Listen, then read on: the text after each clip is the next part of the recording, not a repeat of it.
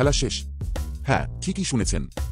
যেই তুর্কি এতদিন ভারতের বিরুদ্ধে গলা ফাটাচ্ছিল, আজ তারাই ভারতের কাছে হাত জোড় করে বলছে, দয়া করে আমাদের ট্যুরিজম বয়কট করবেন না। কিন্তু হঠাৎ এত বদল কেন?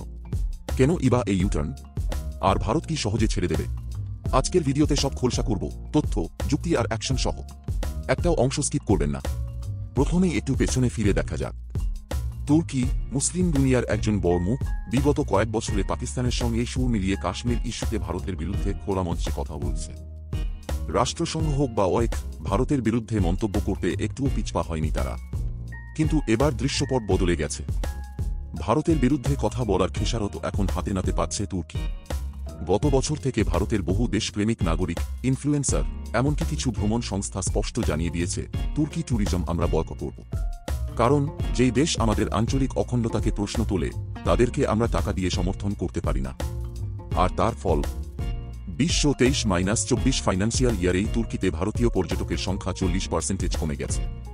তুর্কির ট্যুরিজম মিনিস্ট্রি রীতিমতো প্রেস কনফারেন্সে বলছে, ভারতীয় ট্যুরিস্টরা যেন ফিরে আসে, আমরা ভারতের সঙ্গে সম্পর্ক ভালো করতে চাই।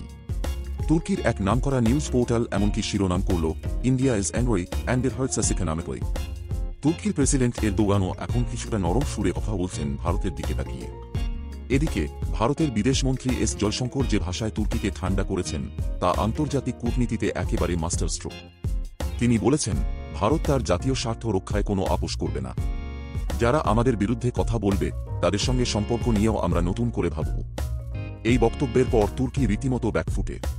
এখন তারা চায় ভারতের মন জয় করতে, কিন্তু এতদিনে দেরি হয়ে গেছে কি? দেশবিরোধী অবস্থান নেওয়া দেশগুলোকে এখন বুঝতে হবে, ভারতের বিরুদ্ধে গেলে শুধু কূটনৈতিক নয়, অর্থনৈতিক কষ্ট পেতে হবে।